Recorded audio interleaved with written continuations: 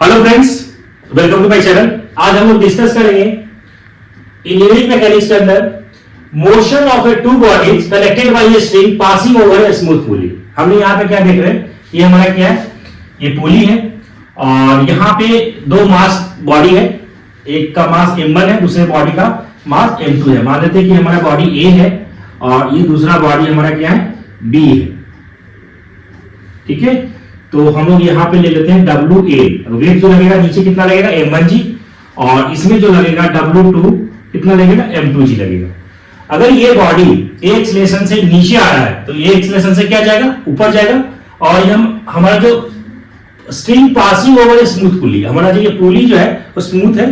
ठीक है, और हम लोग जनरली जब सॉल्व करते हैं तो ये जो पुली का जो वेट है वो हम लोग वेटलेस मान करके चलते हैं।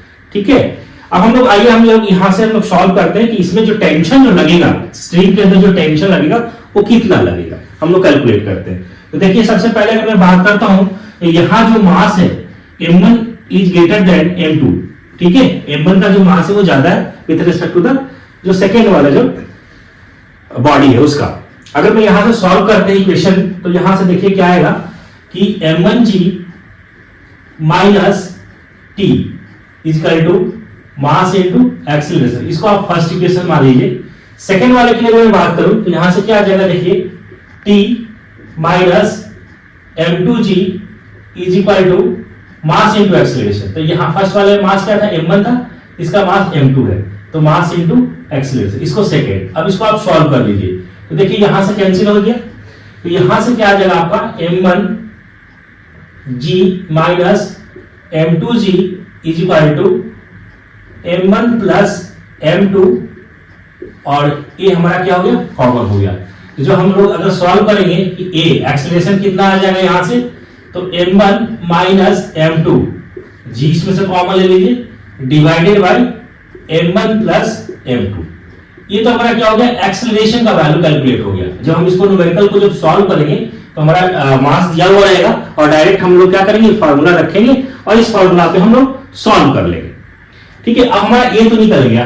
ठीक है, अब हम लोग क्या करते हैं कि ए का वैल्यू यहाँ पे इसमें रख देते हैं, किसी आप इक्वेशन में रख दीजिए। मान लेते हैं कि इक्वेशन फर्स्ट। ठीक है, इक्वेशन फर्स्ट में रख देते हैं। तो देखिए यहां से रखेंगे आप तो क्या आएगा, m1g minus T is equal to mass into acceleration.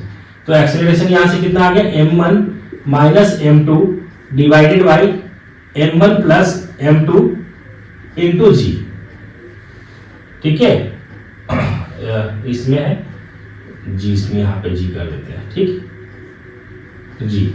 अब यहां पे देखिए कि जब हम इसको सॉल्व करते हैं, यहां से इसको इस तरफ लेकर के जाते हैं तो देखिए t इज इक्वल टू क्या हो जाएगा कि m1g minus m1 minus m2 into G divided by m1 plus m2। Simple हमने क्या कर दिया, सॉल्व किया है यहाँ पे। अब देखिए हम लोग क्या कर रहे हैं, यहां से m1g को कॉमन ले लीजिए, m1g को कॉमन ले लिया तो 1 minus m1 minus m2 divided by m1 plus m2, ये आ गया। अगेन इसको सॉल्व कर दीजिए, m1g।